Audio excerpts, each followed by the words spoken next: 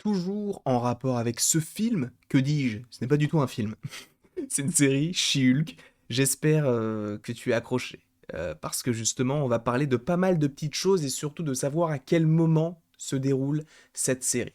Bien évidemment, oui, je suis toujours habillé en vert. Pourquoi? Parce que nous allons donc parler de ce personnage-là qui est tout simplement verte, tout comme Hulk, tout comme l'Abomination, qui sont 2 autres personnages qui sont officiels dans cette série.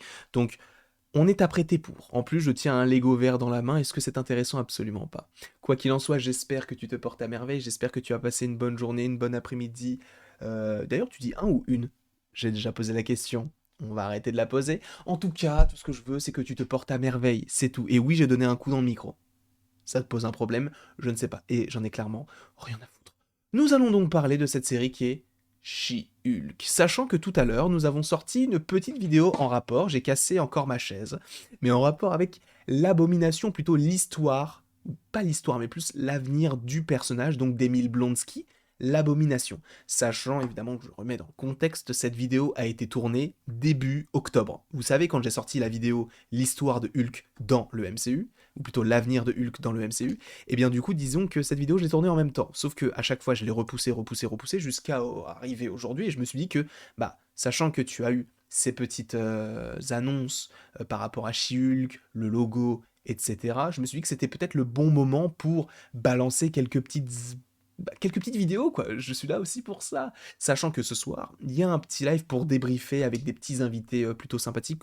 Il y aura normalement au moins Mikey et Anto, mais ça, après, vous verrez ça en temps voulu. Quoi qu'il en soit, déjà, regardons ce logo, qui n'est clairement pas foufou. Il est clairement pas foufou. On voit donc supposément ce qui semble être la ville de New York. Peut-être que je me trompe à 1000%, mais j'ai l'impression que c'est New York. Le logo précédent était selon moi plus intéressant, plus stylé. Là, ça fait vraiment... Pour le coup, j'avais donné dans le 100% Marvel l'exemple de Friends. Ça fait clairement Friends, dans le sens où t'as le logo, ou en tout cas le logo de la série, avec derrière une ville qui sert d'arrière-plan. Et pour moi, c'est exactement ce qu'on peut trouver avec celle-ci. Et du coup, ça me fait aussi penser, vraiment, le thème me fait en fait penser à ce genre de séries comme Alias ou Suits, donc qui sont des séries, un peu judiciaires, mais quand même aussi un petit peu humoristiques. Et c'est clairement le ton qui sera donné à cette série qui me fait un peu peur. Alors, ça, j'en ai parlé lors du 100% Marvel également. Ce genre de série me fait peur par rapport aux personnages, parce que j'ai peur de leurs futures interactions avec les différents personnages qui sont vraiment bien établis. Je parlais de Moon Knight durant le live. Là, pour le coup, She-Hulk, ça peut être un petit peu plus simple pour elle, puisqu'elle est totalement liée au personnage de Hulk, sachant que le personnage donc de Jessica ou Jennifer, je crois que c'est Jennifer Walters. Mais en tout cas, ce personnage est donc interprété par Tatiana Maslany, qui d'ailleurs devra affronter, il me semble, je dis pourquoi d'ailleurs, mais en tout cas elle devra affronter normalement, si les rumeurs se vérifient, devra affronter donc le personnage de Titania, je ne me souviens plus, mais en tout cas, je sais qu'il y a Titane dans son nom, qui est un personnage que j'avais déjà évoqué dans une vidéo justement explicative pour savoir qui est ce personnage et pourquoi est-ce que ça sort, est-ce qu'il y a vraiment un lien entre ce personnage-là et ce personnage de Titania. Bon, là, visiblement, on voit qu'elle fait du yoga, peut-être pour canaliser son double, pas maléfique, mais en tout cas son double, à voir si justement elle peut pas avoir des conseils donc de Bruce Banner. Ça, je pense que cette scène-là, c'est tout simplement une scène qui se passe donc après donc sa possible transformation, sachant que vous allez voir qu'il y a une scène aussi dans ce teaser qui est très intéressante par rapport au futur du personnage, sachant que bah vous le savez ou peut-être pas, mais ce personnage devient tout simplement vert et ultra musclé, et limite je crois elle est plus forte que Hulk, parce qu'en fait elle arrive à associer à la fois donc la monstruosité qu'est Hulk, tout en liant tout cela avec l'intériorité donc du personnage qui le contient. Et c'est ce qu'a réussi Bruce Banner dans Endgame, en conciliant donc à la fois Bruce Banner et également Hulk, pour donner donc ce prof Hulk qui a été pour la plupart, et notamment pour moi, très décevant. Très décevant, parce que je m'attendais à un Hulk qui défonce tout. Pour le coup, ça arrivera peut-être, parce que ne l'oublions pas, il y a des rumeurs, encore une fois, à prendre avec d'énormes pincettes, mais quand je te dis énorme, c'est plus grand que 2 kilomètres, quoi.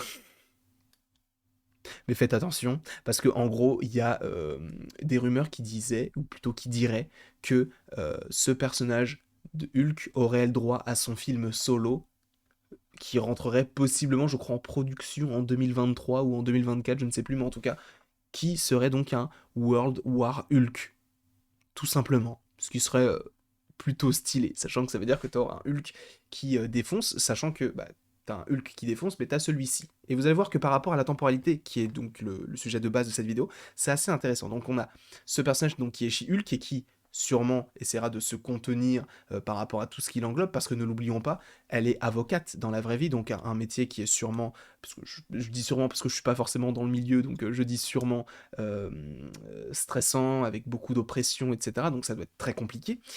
Et donc ce personnage-là est tout simplement lié au personnage de Bruce Banner parce qu'il me semble que dans les comics, ils sont cousins. Alors à voir si il lui a donné son sang comme c'est le cas dans les comics et c'est pourquoi elle devient verte, et donc She-Hulk, ou à voir si, bah, en fait ça me semble être la seule explication. Parce qu'en soi, j'allais dire si c'est génétique, mais en fait non, puisque Bruce Banner est devenu Hulk. Il n'est pas Hulk depuis qu'il est tout petit. Hein. C'est pas comme Obélix, il n'est pas tombé dans une marmite de jade pour devenir le géant de jade. Non.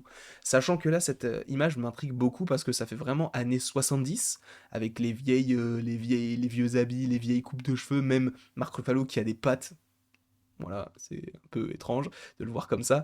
Bon, sachant que là, en plus, elle regarde clairement dans notre direction, donc ça c'est assez intéressant puisqu'il me semble que dans les comics, elle brise le quatrième mur, donc ça c'est plutôt cool. J'ai hâte de voir ce que ça pourrait donner donc sur une série comme She-Hulk, sachant que pour la précision, She-Hulk est une série qui contiendra 10 épisodes.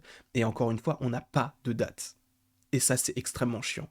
On sait que ça sortirait possiblement en 2022 puisque ça a été annoncé par Disney, mais tout peut encore se décaler, sachant que entre Hawkeye et donc la future série, donc Miss Marvel, pour l'instant, t'as rien de prévu. Parce que Miss Marvel, ça sort en été, enfin durant l'été, et donc ça veut dire que de décembre jusqu'à juin, juillet, on n'aura aucune série Marvel. Ça me semble assez étrange, donc à voir si le prochain trailer de la prochaine série nous tease donc une réelle date, parce que peut-être que là, ils n'ont pas donné de date, mais bon, ils auraient pu dire début 2022 ou fin 2022. Là, ils ont juste dit 2022, donc peut-être que ça sort vraiment à la fin de l'année, donc après Miss Marvel, c'est assez étrange. Bref, ce n'est pas le sujet. Moi, ce qui m'intéresse, c'est ce genre d'image là, parce que là on voit clairement qu'il y a des expériences qui sont faites sur elle. Pourquoi? Parce qu'elle a un casque.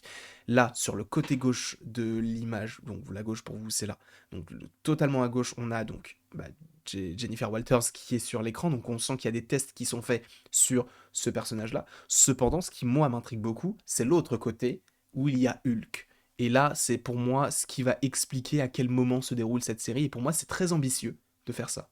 Pourquoi? Parce qu'on a Hulk avec ses deux bras. Je te rappelle que dans Avengers Endgame, il claque des doigts de la main droite ou gauche, je ne sais plus, mais en tout cas il claque des doigts, ce qui fait que ça lui abîme totalement le bras. Et on peut se dire, bah, en soi, peut-être que son bras va mieux, hein. Il a peut-être des, comment on peut dire ça, des cellules régénératrices qui font qu'aujourd'hui, il a plus de séquelles. C'est faux. C'est totalement faux, il a encore des séquelles et je vais vous expliquer pourquoi, parce que ça n'a pas vraiment de sens et pour moi cette série, en fait, se déroule tout simplement juste avant, ou plutôt pendant les 5 ans du claquement de doigts de Thanos. Et ça peut être hyper intéressant, parce que pour le coup, que ce soit WandaVision, The Falcon and the Winter Soldier, Loki c'est un petit peu plus différent, mais Hawkeye, en tout cas ces trois séries en live action qui te présentent des personnages que l'on connaît déjà, ces trois séries se déroulent après Avengers Endgame. Là pour le coup ce serait la première fois, bon en tout cas même si on ne sait pas à quel moment sortirait cette série, on ne sait pas ce qui sortirait avant ou après, mais en tout cas à première vue cette série serait la première qui se déroule durant les 5 ans de Thanos. Tu vas me dire, oui, mais dans WandaVision, on a peut-être des... Oui, d'accord. Mais pour le coup, là, c'est clairement une série qui semble s'étaler sur peut-être cette époque-là. Pourquoi? Parce que justement, on a Hulk comme ça. Hulk qui a donc ses deux bras, comme dans Endgame, sauf qu'à la fin, vous le savez, il a le bras abîmé. Comme je vous l'ai dit, il a peut-être ses cellules régénératrices, etc. Cependant, attention, spoiler, si tu ne veux pas être spoilé des derniers films Marvel en date, ne regarde pas la suite de cette vidéo, tu risquerais d'être spoilé, je te laisse 5 secondes, 4 secondes, 3 secondes, 2 secondes, 1 seconde, boum. Shang-Chi, scène post-générique numéro 1. Nous avons le petit Bruce Banner qui est juste ici, qui est un humain. Sachant que dans She-Hulk, c'est Prof Hulk. Donc, on a l'humain qui porte une sorte de sangle, en tout cas, il a encore mal au bras, parce que n'oublions pas, il a claqué des doigts. Cependant, dans She-Hulk, il a pas de truc au bras. Sachant que c'est son bras droit, si on se tourne, c'est son bras droit. Le bras droit ici, parce qu'on peut se dire c'est peut-être le bras là-bas, mais non, le bras droit pour lui, c'est le bras qui est en face de nous. Donc ce n'est pas le cas. Sachant que Shang-Chi se déroule après Avengers Endgame, ça peut être hyper intéressant de savoir comment Bruce Banner est passé de Prof Hulk à ce personnage de Bruce Banner, du coup. Pourquoi? Parce qu'en fait, comme je te l'ai dit dans Shang-Chi, dans She-Hulk, t'as ce personnage de Bruce qui est encore Prof Hulk. Donc, on peut supposer que ça se déroule juste avant donc les 5 ans d'Endgame. Il n'y a pas de souci. Mais justement, en fait, ce qui serait très intéressant, c'est de savoir comment est-ce qu'il a fusionné entre Hulk et lui-même, et justement, quand est-ce et surtout comment est-ce qu'il a pu arrêter donc d'être ce Prof Hulk et de redevenir donc Bruce Banner. Ce qui engagerait par la suite un World War Hulk où tu es donc ce personnage de Bruce Banner qui reste sur Terre pour euh, rester une sorte de consultant par rapport aux autres personnages qui pourraient émerger, etc. pour dire je sais ce que c'est que d'être un Avengers, ok, mais que tu es un Hulk qui soit envoyé dans l'espace, sachant que Hulk qui est envoyé dans l'espace, ce sont les Illuminati qui les envoient là-bas, enfin qui l'envoient là-bas plutôt. Et qui sont les Illuminati? C'est un petit groupe qu'on a déjà évoqué sur la chaîne, mais les Illuminati pourraient arriver dans la MCU. Donc t'as trop d'éléments. T'as trop d'éléments qui sont liés à ce personnage de Hulk. Et pour le coup, j'ai peut-être une toute petite crainte. J'ai peur qu'il éclipse un petit peu le personnage de Jessica Walters. Je ne pense pas, mais c'est pas impossible. Donc pour moi, cette série, de par juste cette scène-là, se déroule, en tout cas peut-être en partie, donc durant les 5 ans donc, de Thanos, on va dire, on va l'appeler comme ça, mais je pense que la fin de la série donc pourrait expliquer comment est-ce qu'il a pu redevenir un humain. Parce que là, on comprend qu'il y a des expériences qui sont faites sur Jennifer Walters, donc de savoir comment est-ce qu'elle peut canaliser son pouvoir, peut-être même qu'elle a été guérie, parce que n'oublions pas qu'en gros, il me semble que Bruce Banner lui a fait une prise de sang pour la guérir de quelque chose. Donc, est-ce qu'il y a un lien avec tout ça? Je ne sais pas. Quoi qu'il en soit, ça, ce sera à vous de faire vos propres idées par rapport à ce que je vous propose comme petite théorie. N'hésitez pas donc à me dire ce que vous en avez pensé en commentaire, n'hésitez pas non plus à aimer, à partager, à commenter donc et à vous abonner, cela me ferait bien évidemment extrêmement plaisir et après toute cette longue vidéo, il ne me reste plus qu'à vous dire à la prochaine pour la prochaine.